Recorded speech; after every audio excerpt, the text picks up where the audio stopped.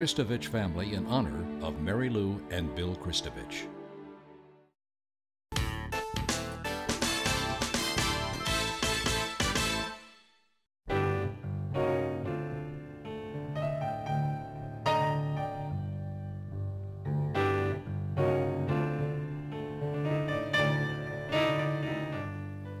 Good evening, I'm Peggy Scott LaBorde and welcome to Steppin Out, spotlighting the New Orleans area's arts and entertainment scene. Seated at our table tonight, Poppy Tooker, host of the radio program Louisiana Eats, airing twice weekly on WWNO. Hi, Miss Poppy. Hi, Peg. Good to see you.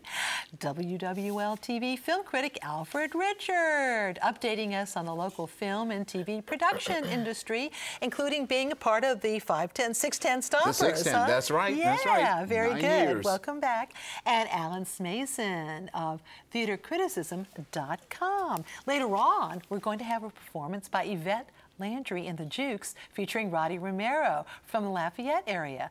But before we go to Poppy, I just have to show you that I just want to say thank you, the Times-Picayune, for including me very kindly as part of the 300 for 300.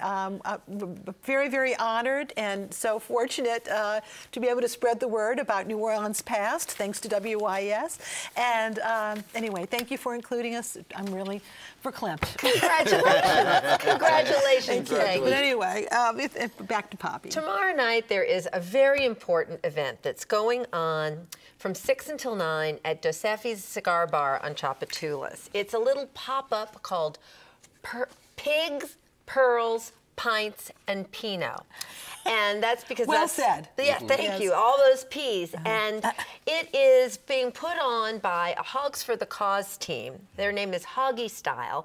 And that is Carl Schubit's team. That's Chef Carl Schubit of DTB and Baco Bar. And normally they do this thing to raise money to put on Hogs for the Cause.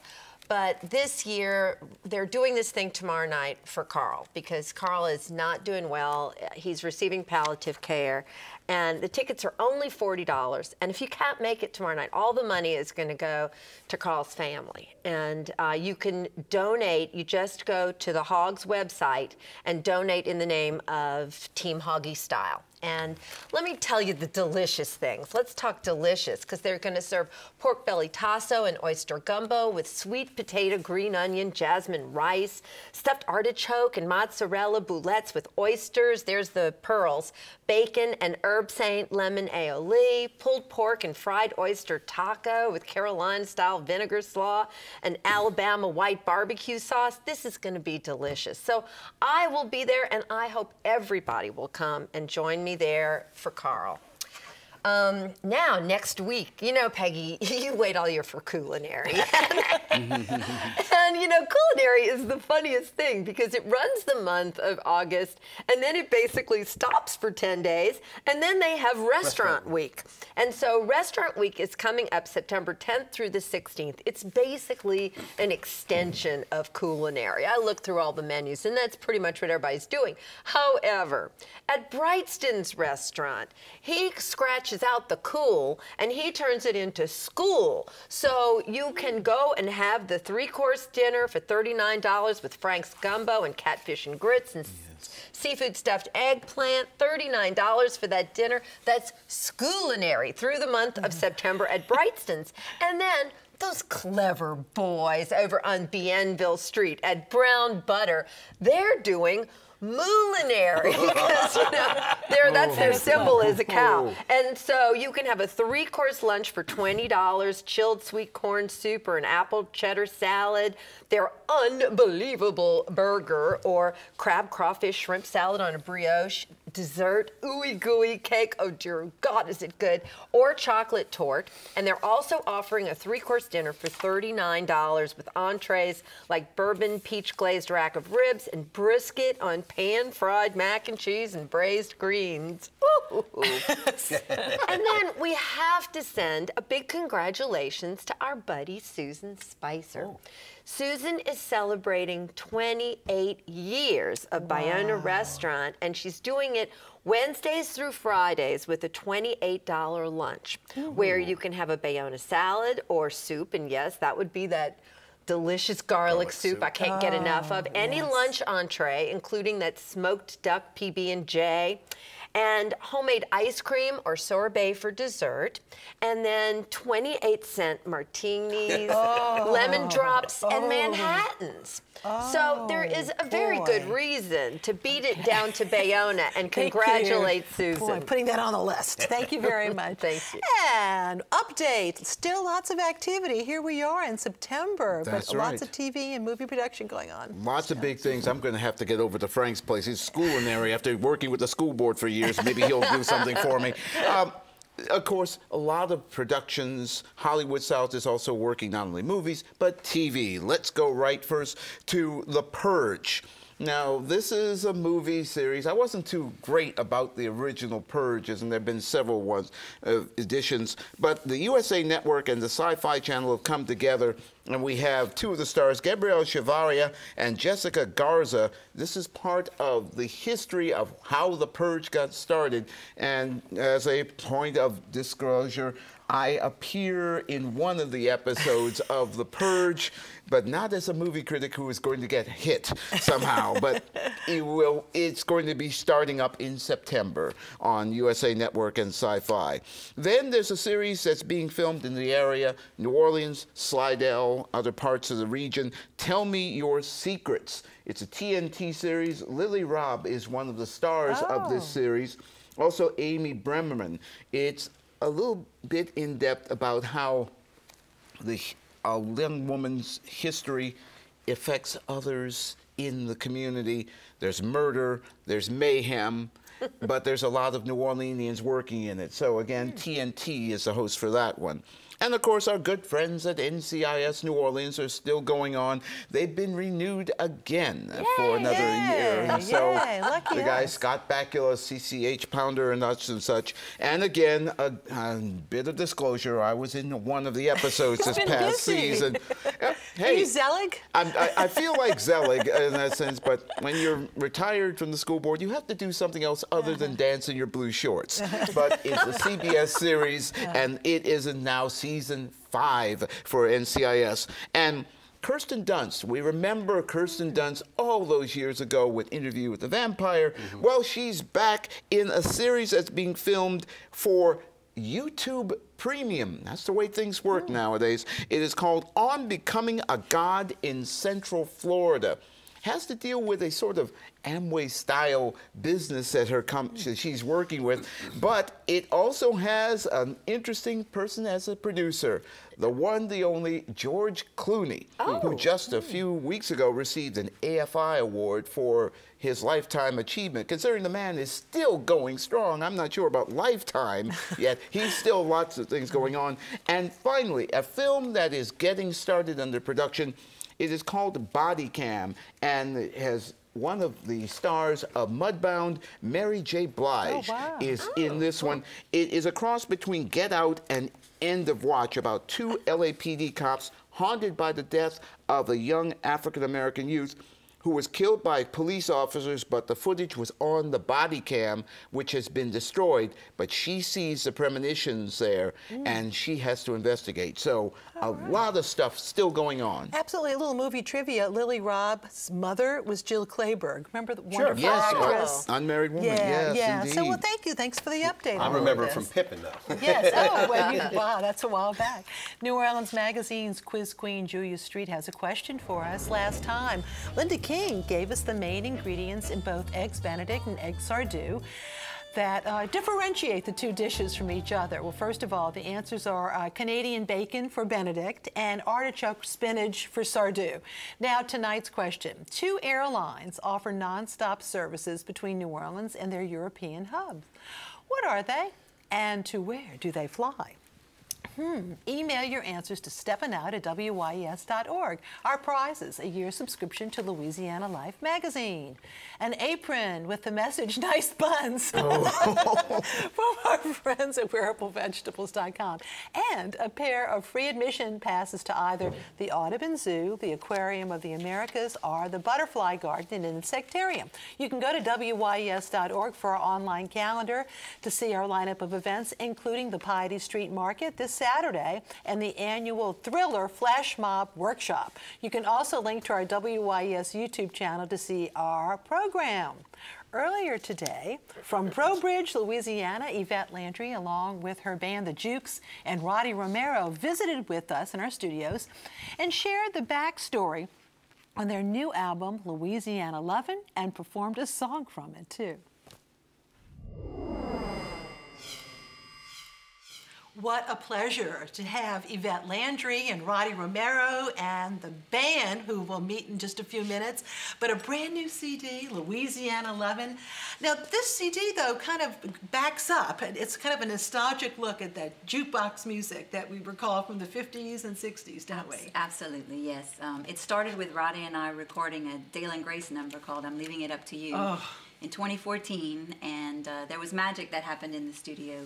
And we knew that we wanted to do something else, but, you know, life happens and time goes on. And 4 years later, we were riding in the van in Germany on a tour, and we finally sat down with our calendars and said, okay, when's a good time for you? When's a good time for you? And we called Dockside Studio, and we sent a text out to all the band members that we wanted to be on the record, and all the stars aligned, and the studio was open, and the musicians were free. And so this past January, we went into Dockside Studio and recorded Louisiana Lovin' as Yvette Landry and the Jukes, featuring Roddy Romero. Right. Now, names like Bobby Charles, warm the cockles of your heart, and you, Fats Domino. Absolutely, yeah. All sounds that I grew up with in the house, and sounds around me, all over Acadiana. Yes. Now, by day, you are still a teacher, but I think probably more performing. Well, it kind of goes back and forth like this, but I do still teach at the University of Louisiana at Lafayette, and I homeschool a family back in Breaux Bridge, and I'm a children's author, and sometimes I still do sign language interpreting. And a cultural ambassador. You all have toured around the world, I understand, too, yes, we have. But you played at the Bluebird. Yes, I did. What was that like in Nashville? That was unbelievable. Sort of Mecca? Well, you know, the Bluebird is a very tiny little building. I didn't really know what to expect when you go inside, but it's very tiny, but you can tell that the whole building is just, I mean, all the people that have been there before you. And I was sitting across from Daryl Scott and Jonathan Edwards and Danny Flower in our little songwriter circle, and there's a long story about the whole Jonathan Edwards thing. But my first record I ever bought was his record as a young girl, and so I got to sing it with him in the Bluebird Cafe. And to this day, I still can't really process everything that happened, but it was amazing. Yeah. Now, Roddy, you come from a family of musicians, huh? A long time ago. Was it the accordion, your first instrument? My first instrument, the small French box, and my brother played drums, and brother-in-law played bass. Other brother-in-law played percussion, and we started Sunday afternoons after the Saints games, clearing out the room and playing music. But I love the fact that this cross-pollination, Fats Domino, was in your head too. Well, you know, my dad had a great soul collection in the house, and there was always music being played, recorded music. My older siblings as well, they had all their taste and take on the times. But Fats was always on the jukebox, I feel. All right. Well, back to Bobby Charles. Tell us about the song you're about to perform for us. Well, when we were thinking about some of the songs for the record, of course, Bobby Charles, being a native of Abbeville, came into play. I mean, everybody knows Bobby Charles. Maybe they might not realize that he wrote some of the songs that he wrote, but I went back and I listened to some of his earlier stuff, and I thought, yeah, this is exactly what I wanted to be recording. So and the name of the song? The name of the song is Yeah, Yeah, Baby. Okay. Well, let's meet the band members. Yes. Introduce us, too. Yes, these are the Jukes. These are the Jukes. We've got Eric Adcock on the piano right there from Abbeville, Louisiana. Hey. Right behind us is Gary Uze on the drums, and he's from Breaux Bridge, Louisiana. Okay. Over there on the far end is Mr. Derek Houston on the saxophone, and he resides here in New Orleans. Very good. And then, of course, there's Roddy Romero right there. This guy. Yeah. Now, what is it like to play the Jazz Fest? I understand you play the Jazz Fest. I have played the Jazz Fest. It's just one of the most amazing experiences you ever gonna experience. I mean, even from the Lanyap stage to the Samsung stage, you know, it might be more people in front of one, but the feeling, the excitement is just, I mean, it starts in your toes and it just takes over. Well, we are so glad that you all are with us tonight, and I'm going to get out of the way and let you play. Thank you so much. us. Thank you.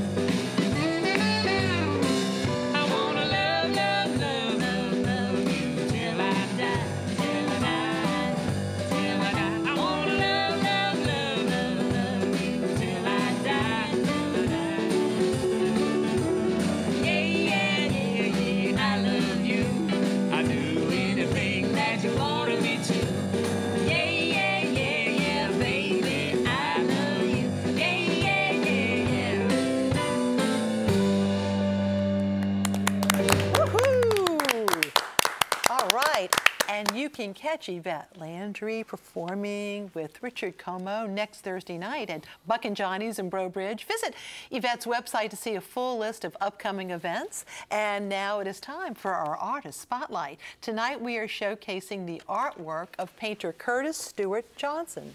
This is Reflective Waters 2, and we also have, look at that, brass pot with green vase.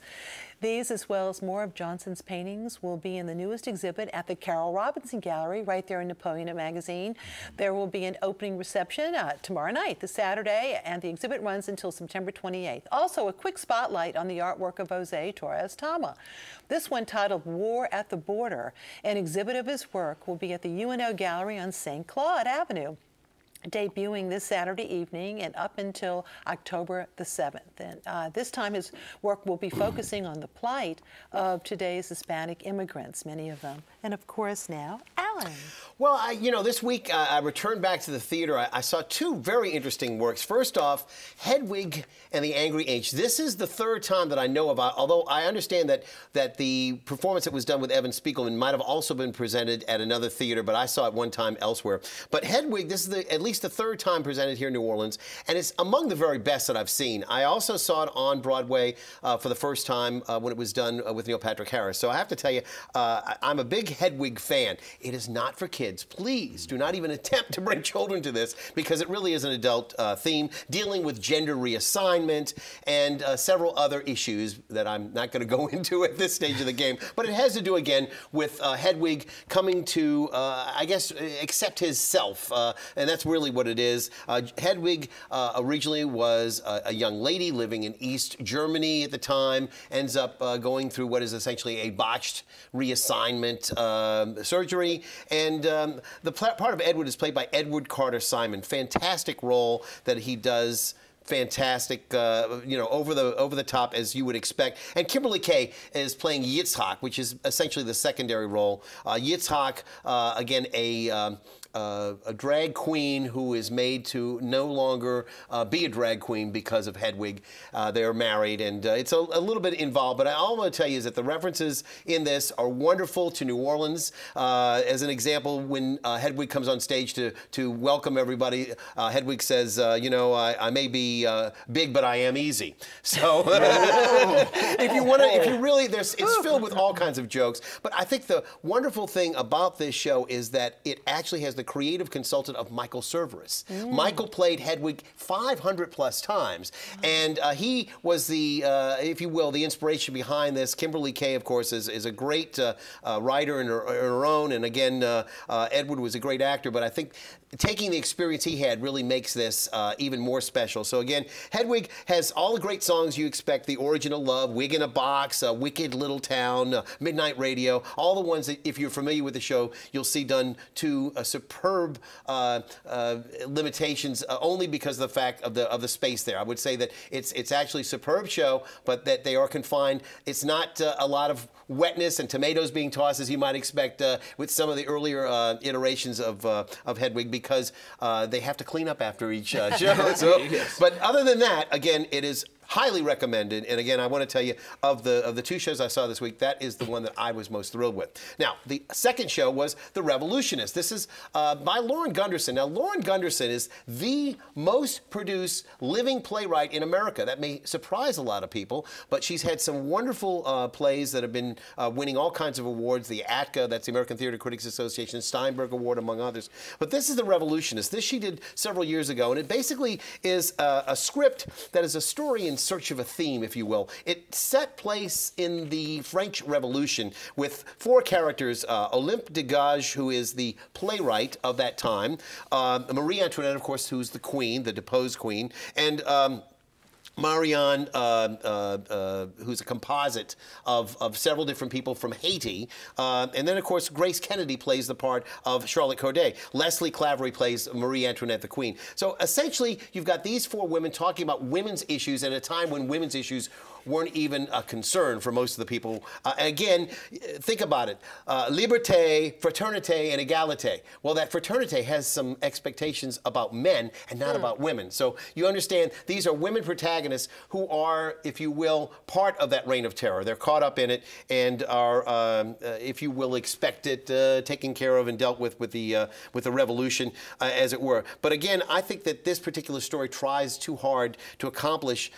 Several idioms are employed, modern conveniences such as typewriters and telephones. So it's not really a story that is essentially all set in the 18th century. They set it in modern times as well. So again, I would tell you there's some wonderful lines in it, but I just found it a little bit of a problem for me in terms of the way that it was told. I think the acting, though, is really top-notch, and I think that everyone who does it, Amy Alvarez, Leslie Claveray, Grace Kennedy, and again, Monica Harris, all did a superb job at the Great Hall at New Orleans Museum of Art. And again, if you get a chance to go see it, I would say it's worth seeing. It's just a little bit more hard for me as a person who recommends things to say it's highly recommended. I would say it's a nice little done show, but that's as far as I can say right now. Pump Boys and Dinettes, that's coming to the National World War II Museum, BB's Stage Door Canteen. I want to mention that it's going to play through the 30th. I'll have a review on it in 2 weeks, so maybe the week before it closes you get a chance to hear more about it, but be reviewing it this week. And also the Golden Girls live. Yes, Ricky Graham is up to it again with all of his usual cast of characters. Varla Jean Merman, etc. That'll be Sunday, starting up this week, and going all the way through the 23rd at the Rivertown Theaters of the Performing Arts. Okay, thank you. Now time for our picks. Poppy. Well, Susan is celebrating 28, but Allison Vega and her husband out at Station 6 are celebrating 2 years at Station 6. So it's hip, hip rosé for the weekend. 6 different rosés from 6 different countries by the glass for just $2 a glass. Such a deal. Yeah. Alfred. On the theater not too far away this Saturday at the Sanger, it's Star Wars with the LPO providing the soundtrack. The actual film and the LPO providing the music there. May the Force be with you. Well, Beethoven's Ninth, the chorale, is going to be paired with Schubert's Eighth, the unfinished, with the LPO. That's going to be this coming Thursday, Friday, and Saturday. I believe on the North Shore they're going to have a performance at First Baptist, but it'll be at the Orpheum, of course, on Roosevelt Way, both Thursday and on Saturday night. So I hope that everybody will get a chance to see that. Also, Saturday night, if you're not going to see the Louisiana Philharmonic Orchestra next week, this Saturday night, keep in mind that the Metropolitan Opera stars, including Greer Grimsley, who's a graduate of Loyola, will be at Loyola. I believe tickets are available at the door. Again, an opportunity to see Met stars at a very, very reduced price. And one last thing, Roger Governor Smith is doing a one-man show at the CAC that's going to be next weekend, and that'll be on Rodney King. Wow, yeah. And I understand the Met stars will be at Roussel Hall. Okay, that's correct, yeah, absolutely. So, which is a great facility. And my picks, there will be an artwork show featuring the designs of Catherine Clemitis of KAK Art and Lauren Thomas of Fiber Endeavors this Saturday from 1 to 4 at the Lakeview Presbyterian Church on Canal Boulevard. This event benefits both the church as well as the Humane Society of Louisiana. By the way, I am a big fan of Catherine's jewelry and her animal portraits on pillows. Very talented young lady. And the 6th annual Downriver Festival, which celebrates the local impact of the Mississippi River, is tomorrow. The festival is free and located at the New Orleans Jazz Museum, and of course that's at the Mint at Esplanade Avenue, right on the river. Visit the festival's website for more information. Also, tomorrow, join the mascot Cone Man. Okay, that is actually on the right side. That is a costume, Mr. Cone Man, for some ice cream. Look to the right there, and sorbets. All right, at the grand opening of a new Haagen-Dazs shop, and this one is located at 1700 Belle Chasse Highway in Gretna. I just love the idea of Cone Man. Live music, balloon animals, photo booth, ice cream specials, all part of the festivities. Got the scoop that's on that exciting. Yes, we do. Yes, we do. And looking ahead, don't miss Tulane University's Southeastern Architectural Archive's newest exhibit, the Laurel Valley Plantation. Photographs of Philip N. Denman. Talented gentleman This exhibit is in Tulane's Jones Hall, room 300. The opening reception's next Friday, so Friday a week, and the exhibit will run through June 14th of next year. Thank you all so much. Glad to be with you all, and thank you for watching. Good night.